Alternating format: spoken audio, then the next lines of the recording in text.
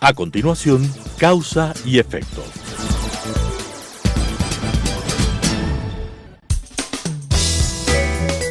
Clasificación B, bajo supervisión de un adulto.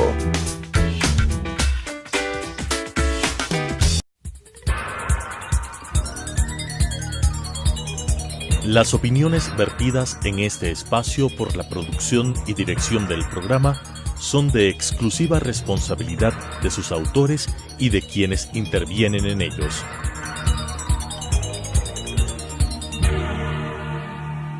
Telesucesos Canal 29 UHF presenta Causa y Efecto. Los efectos en política y economía analizados desde su causa, con la conducción de Diego Ordóñez. Causa y Efecto. Bienvenidos a Causa y Efecto, los efectos en la política y en la economía analizados desde las causas. Hoy tengo la grata visita del doctor Gonzalo Ortiz Crespo, que es sociólogo, historiador, editor de revista de economía, político. Buena descripción. Para revisar con él, revisar algunos temas importantes que tienen que ver con esto que analizamos usualmente en este programa, las causas que originan los efectos en la política y en la economía. Gonzalo, hace unos días compartíamos una conversación en medio y hablábamos sobre lo que falta, o digamos, lo que el gobierno tiene que hacer. No sé si unos decimos que tiene que empezar a caminar, otros dicen que todavía le falta. Estamos bien encaminados, pero no nos movemos. ¿Es tu sensación parecida o no? Gracias, Diego, por la invitación. Es interesante primero ver que no hemos caído al abismo. Y en ese sentido creo que hay que reconocerle un mérito a Moreno, ¿no?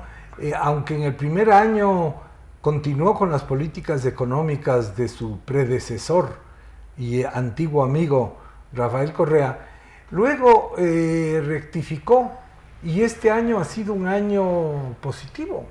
El hecho de que haya un superávit fiscal primario de 700 y pico de millones de dólares frente a lo que era un déficit de esa misma o mayor proporción hace un año, es una primera demostración de que hay una austeridad muy seria, de que se está cortando el gasto. Y yo diría que la otra demostración de que la política fiscal al menos no se ha llevado con la irresponsabilidad de los años anteriores es que prácticamente está financiado el presupuesto, ¿no es cierto?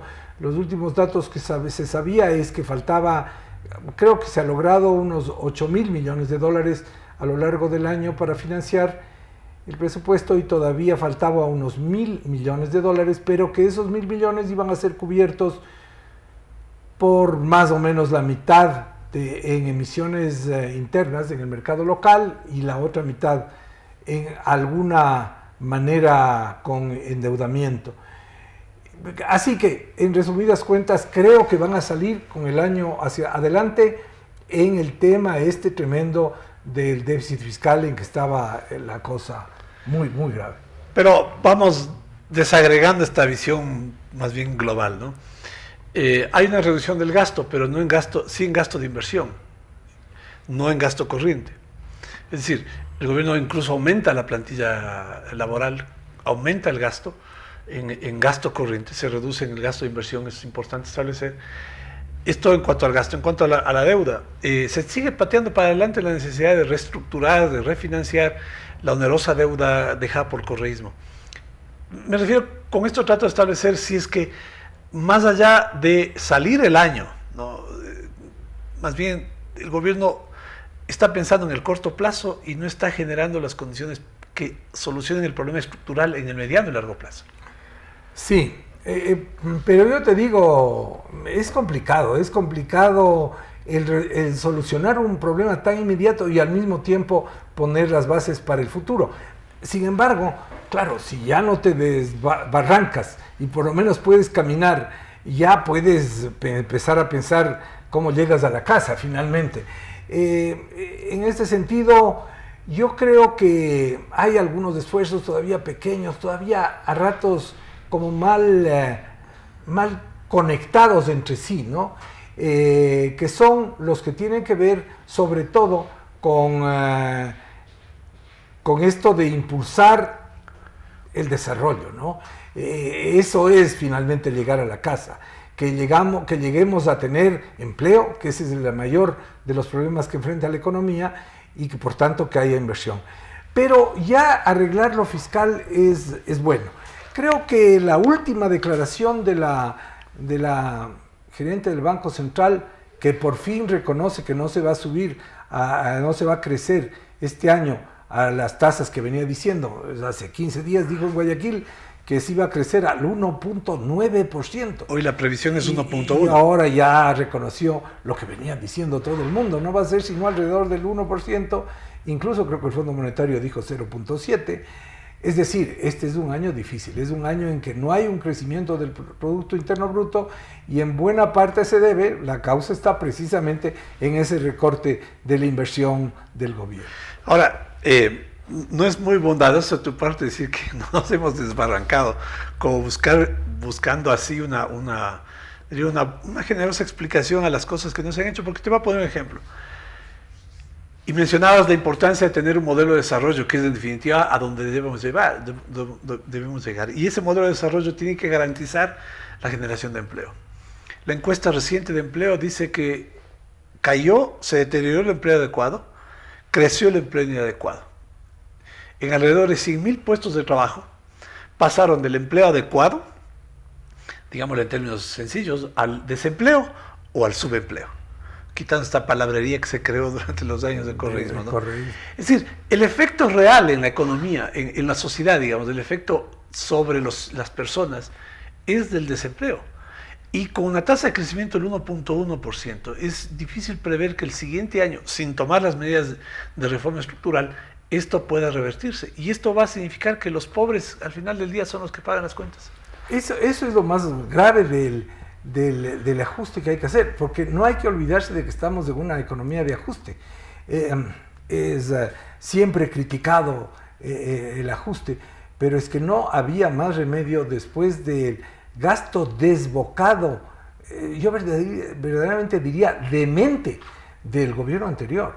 Entonces, ante eso, solo porque tenemos dólares es que no hemos caído en la hiperinflación, porque si no estaríamos igual que Venezuela con una hiperinflación, o con Argentina, que también está con unas inflaciones altas, por la ventaja de que tenemos el dólar. Y solamente eso hizo que no hubiera más emisión monetaria, porque nosotros no somos la Reserva Federal. Y entonces lo que Correa hizo es endeudarse increíblemente y seguir con ese ritmo de gasto absurdo, lo que me lleva a asombrarme de esta nueva decisión, este anuncio del presidente Moreno de hacer este tren de $1.000 millones. Él mismo acababa de criticar poco antes lo absurdo que es el aeropuerto de Tena, un aeropuerto que no sirve para nada, que simplemente fue hecho para robar probablemente, para gastar cantidades de dinero. Lo que decía hace un momento en relación con el gasto, claro, que es un gasto descomunal e inmoral. Porque se hacía para robar. Exacto, lo del Yachay está clarísimo.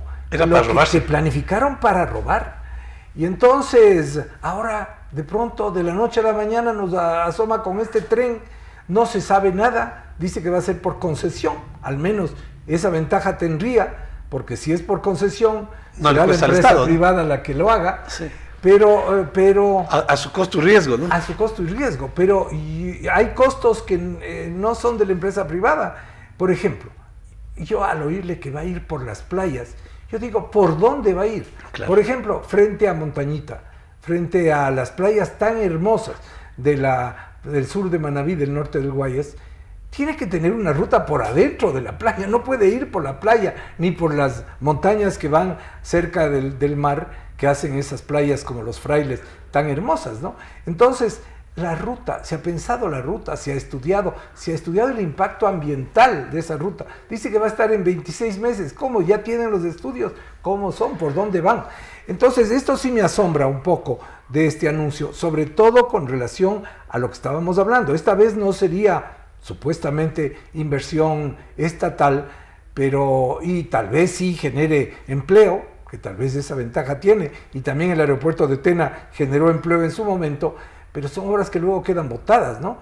Cuando lo más importante que le falta al Ecuador, la que clamamos todos los ecuatorianos desde hace décadas, es que haya una buena carretera de Quito a Guayaquil. Que conecte la costa y la sierra. La carretera de Santo Domingo a Machala, por ejemplo. La carretera Quito-Guayaquil es una ruta de los años 60, ¿no? De los años 60. De los años 60, lo hemos cambiado. El tercer plan vial de Velasco Ibarra, Tatatambo, se hizo en el 68, creo, la parte esa más difícil. Y desde entonces no ha cambiado. Pequeñas cositas que se amplían un poquito. Pero tenemos carreteras, decían los ecuatorianos. Pero tenemos carreteras. Sin tener idea de lo que estaban hablando, porque el estándar era Chaquiñanes versus carreteras más o menos pavimentadas, ¿no? A ver, Gonzalo, tú estás mencionando un ejemplo que me parece a mí descriptivo de lo que es el gobierno, ¿no? Improvisado. Alguien media hora antes, estoy seguro, le dijo a Moreno en las orejas, hay este proyecto, y él sale y lo anuncia sin ningún sentido de planificación, ¿no? Yo creo que es fundamental que el Ecuador le plantee al sector privado, digamos que un catálogo de obra pública. Va a ser muy difícil, no sé si estás de acuerdo conmigo, que la inversión privada sí. se dé en otros sectores, que no sea el de obra pública. Así es. Entonces, el Ecuador va a decir, abramos la inversión en obra pública, concesiones al sector privado, a costo y riesgo del sector privado, el Estado no ponga un centavo, y de alguna manera la comunicación, la infraestructura debería ayuda a la economía, ¿no? Por ejemplo, una concesión de una carretera nueva Quito-Guayaquil, o de un tren si se quiere, pero un tren que conecte Quito con Guayaquil. El actual no sirve, el que hizo Eloy Alfaro con Archer Harman solo sirve para llevar turistas. Y fue la gran obra, la recuperación del tren en el correísmo. Claro, también tenemos que enfrentar allí un lobby poderosísimo, que es el de los buceros, el de los camioneros, pero un tren que tenga para pasajeros y carga Quito-Guayaquil probablemente sería algo en que la empresa privada puede interesarse. En todo caso, creo que esta zona de la infraestructura podría dar lugar a ya que no va a ser el Estado el que siga invirtiendo, que sea el sector privado el que lo haga, a su costo y riesgo, siempre y cuando se consideren lo que los economistas llaman las externalidades. Es decir, esos costos que podrían tener en el medio ambiente, el impacto ambiental. Los impactos que se generan, hay que hacerlo con todas las precauciones del caso, ¿no? Finalmente, una cosa que ya están empezando, he visto reacciones de los diputados, es los de Esmeraldas. ¿Y por qué el tren no llega a Esmeraldas? ¿Y por qué lo que siempre ha pasado con la obra pública en el Ecuador? Me acuerdo una discusión tremenda entre Cayambe y Tabacundo cuando se hacía la carretera hacia el norte, ¿no? También en los años 60. Una discusión brutal. El propio Velasco Ibarra le tocó afrontar esto entre los que querían que vaya por Cayambe y los que querían que vaya. Finalmente tenemos las dos carreteras. Ninguna muy buena, pero tenemos las dos. Ahora, digamos que un denominador común en cuanto a las decisiones en la economía, en la política, y el caso que tú mencionas, del ejemplo que estamos conversando en este momento, para preguntarte lo siguiente. ¿Crees que el presidente de la República, esto es una pregunta un poco complicada porque significa una valoración subjetiva, ¿no? Y además sobre la subjetividad del presidente. ¿Crees que realmente el presidente está entendiendo lo que significa el proceso de transición? El presidente de la República está comprendiendo lo que es salir del correísmo, no solamente salir de Correa, ¿no? Hay que salir del correísmo. Y esa transición, el presidente Moreno tiene la talla. Para darte la palabra, déjame terminar esta analogía que alguna vez planteé, ¿no? Te escucho. Franco muere y es un franquista, Adolfo Suárez, quien conduce la transición a la democracia. Y le dijeron que había cometido una honrosa traición al franquismo. Pero Suárez entendió. Esto habla de otro proceso diferente, pero algunas similitudes puede tener. Suárez entendió que era crucial la traición honrosa que él cometió con el franquismo. Moreno se ha peleado por Correa, pero no termina de romper con el correísmo. Es un ejemplo estupendo y todos admiramos desde lejos los que seguimos el proceso de España y los españoles lo han reconocido. Ahora el aeropuerto de Barajas lleva el nombre de Adolfo Suárez. Sí, bueno, no sé, es diferente. Yo te diría que es muy difícil meterse uno dentro del pensamiento de Moreno para darse cuenta hasta dónde comprende esto. Pero yo creo que ha dado signos de que al menos estuvo dispuesto a no seguir con la política económica, a parar la corrupción. No se ha logrado todavía recuperar los dineros de la corrupción, pero ha logrado algunas otras cosas. Por ejemplo, que Correa ya no pueda reelegirse. El hecho de toda la transformación que a través de la consulta popular entregó al Consejo de Participación Transitorio. Pequeños hechos. Por ejemplo, lo que el Consejo Nacional Electoral acaba de develar, y es que hay 50.000 cédulas que fueron dadas a extranjeros. Y si uno conversa con Gustavo Vega, él te va a decir, la mayoría de esas dadas a las FARC. A las FARC. Por eso es que ya el canciller de las FARC, ese fue el titular de prensa, Granda, ya no consta en el padrón. Votaba pero por había Correa. miles de otros miembros de la FARC que constaban en el padrón ecuatoriano con cédulas ecuatorianas. Lo que me decía uno de los consejeros, el lunes hubo el lanzamiento de la nueva edición de la nueva historia del Ecuador, esta colección de 15 volúmenes de una obra que fue Capital, publicada hace 30 años, y Moreno estuvo ahí, y también hubo bastantes miembros del Consejo Nacional Electoral, y uno de ellos me decía que hay duplicación de cédulas con los mismos nombres de personas vivas. No solo están los muertos, sino que hay duplicación de cédulas con casi todos los datos de las personas vivas, ¿no? Salvo el domicilio. Y entonces hay un Gonzalo Ortiz Crespo de pronto que está votando en Manabí, yo que sé qué. Duplicidad de cédulas. Entonces todo esto, él me decía que hay en total 200.000 registros electorales que estaban de más. Ya han quitado 50.000, hay 150.000 todavía que hacer y ya no creo que van a alcanzar. Entonces, todo este cambio se da por una decisión de Moreno, que hay que reconocerlo. Ya, a ver, pero Moreno recoge una lucha en las calles, ¿no? La consulta popular era una propuesta que le impulsó el ex candidato presidencial Lasso.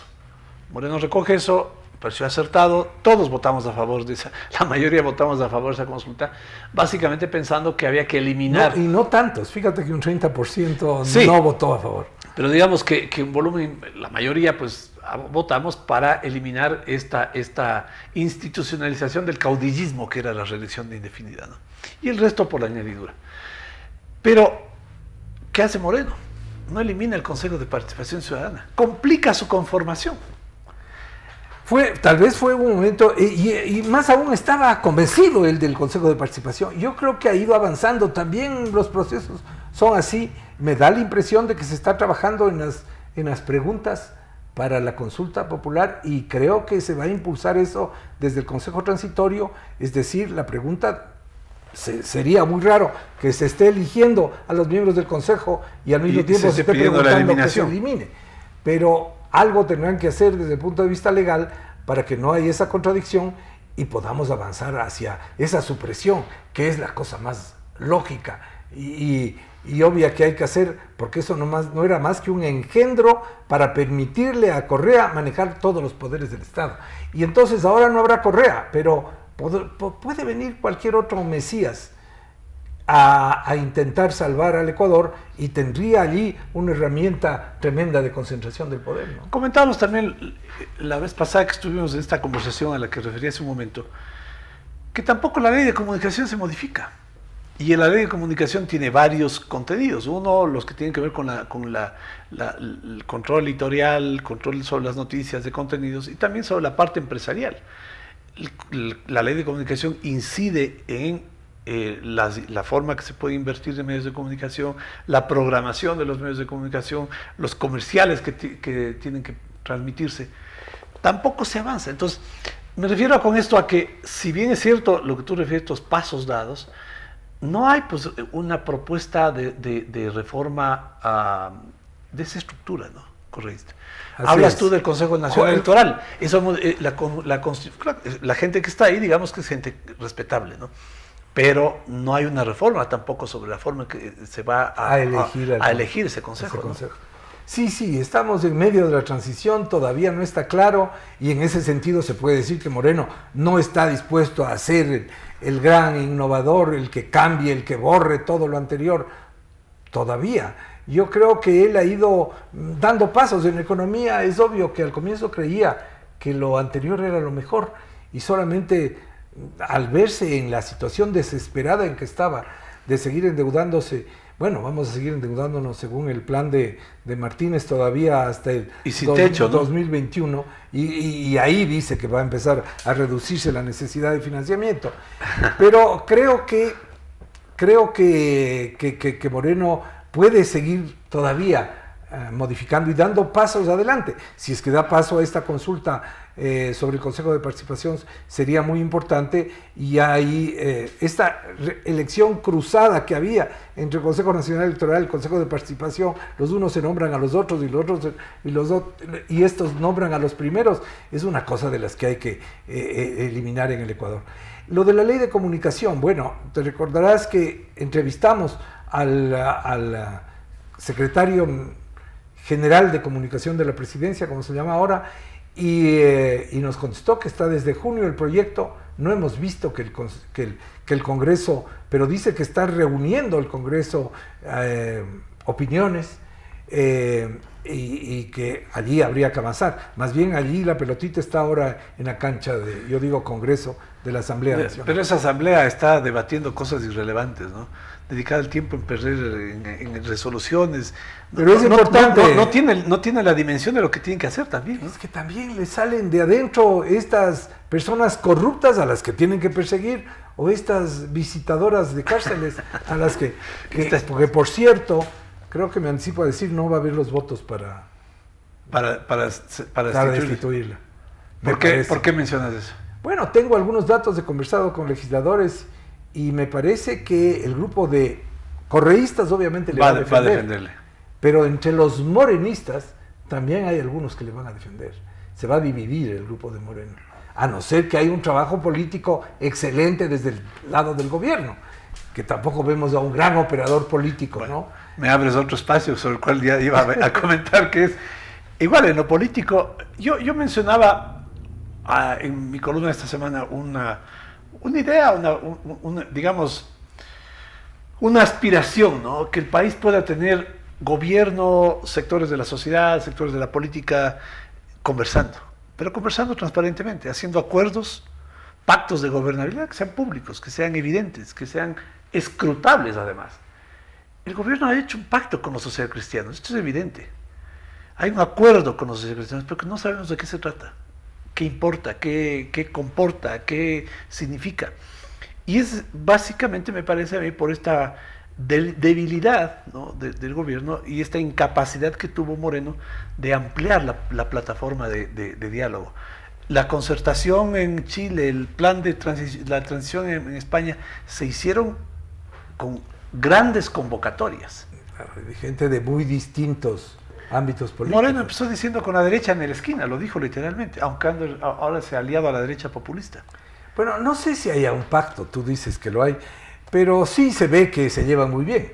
Pero está tratando de... Es una forma muy alegórica, no se llevan bien, digamos. Sí, pero Moreno tiene ese talante de llevarse bien. El lunes, en cambio, le alababa a un socialista ilustre como Enrique Ayala, y en fin, y entre sus colaboradores principales a través de la consulta está Julio César Trujillo, que viene de un sector de izquierda progresista, ¿no? En fin, yo creo que, primero, te concedo que en efecto la convergencia, la conversación entre varias fuerzas políticas es lo único que nos puede sacar de este momento, pero que en efecto tiene que ser transparente. Pero fueron los propios socialcristianos, es curioso que ellos estén en pactos, cuando fueron ellos los que más atacaron la posibilidad. Por ejemplo, cuando el doctor Rodrigo Borja logró un pacto de gobernabilidad en los primeros meses de gobierno con la democracia popular, para la derecha socialcristiana, era el peor de los mundos, rasgaban las vestiduras ante tal escándalo de que haya un pacto entre la izquierda democrática y la democracia popular. En el Ecuador se ha hablado muy mal siempre de los pactos y se debe, creo yo, al hecho de que no han sido transparentes, que no han sido sobre la mesa. Nosotros vamos a acordar hasta aquí, vamos a acordar o no una plataforma electoral o solo una plataforma de gobernabilidad y hasta dónde y cómo participamos o no del gobierno, qué nos dan, qué no nos dan. Eso es parte de la política y no deberíamos ver con malos ojos, sobre todo con los ejemplos que has puesto, ¿no? Pero esta asociación de personajes, digamos, como lo dijo la plataforma Cuatro Pelagatos, de personajes de negocios cerca del presidente Moreno, puede significar un conflicto de intereses y una distorsión en cuanto a las medidas que tienen que tomarse, ¿no? Claro, claro. Y no solamente con la presidencia, tú revisas en las áreas que tienen que ver con petróleo, con energía, hay nombres asociados hay que seguir la ruta para saber. Y el propio ministro de Finanzas, es decir, haber sido directivo, el más alto directivo de las cámaras y pasar al Ministerio de Finanzas, casi no ha sucedido eso en la historia del Ecuador. Es un chico joven, se puede decir que es un tecnócrata, no es un empresario, pero también allí hay un pacto, ¿no? Es decir, lo que debería transparentarse es hasta dónde va, cuál es el modelo. Lo que tal vez te preocupa a ti de Moreno es eso de la falta de una visión hacia adelante. Y entonces ahí le notamos corto de miras, que está arreglando lo de inmediato, pero falta, claro, sobre todo después de los 10 años de Correa y de la insistencia en la importancia de la patria. La supuesta patria era una patria de ladrones, pero que daba una cierta inspiración. Hay mucha gente que se emocionaba con esa idea de patria que planteaba Correa, ¿no? Y esto mezclado con una suerte de justicia social, o más bien dicho de revancha social, que metió muchísimo Correa, y que ahora se ha diluido, ¿no? Como un jabón en el agua. Y entonces falta una mirada alternativa, una propuesta alternativa de país y hacia dónde caminar. ¿Pero tú crees que el apoyo a Correa se ha diluido? Los datos dicen que la credibilidad de Moreno se desplomó. Del 75, digamos, que empezó su gobierno, hoy está en el 30. 30 y pico. Pero Correa conserva su porcentaje. Claro, no está en la lucha diaria y claro, tiene gente muy fanática por él. Por ejemplo, lo que hemos visto en los últimos días, este tema de los cobros en las cuentas bancarias, que ha dado origen a que los correístas se apoderen del tema y digan, este es el gran escándalo. Y Correa acusa de un pacto entre Moreno y la banca. Y la banca. Y todos los correístas y los partidarios están haciendo un gran escándalo por eso. Felizmente hay las disposiciones de Moreno de que se pague todo, pero creo que sí, que todavía hay un 30% del país que está con Correa, ¿no? La idea de una transición supone un liderazgo y una visión hacia el largo plazo, que articule sectores de la política, de la economía, de la sociedad, que den fortaleza, que den consistencia a esos acuerdos. Y esto me parece a mí que falta. Y yo creo que ahí está una de las causas de los efectos que se producen en la política y en la economía. Gracias por estar con nosotros. Nos vemos en la próxima entrega. Las opiniones vertidas en este espacio por la producción y dirección del programa son de exclusiva responsabilidad de sus autores y de quienes intervienen en ellos.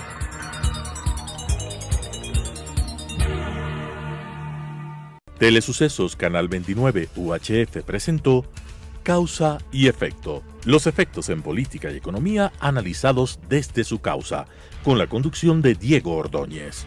Causa y Efecto.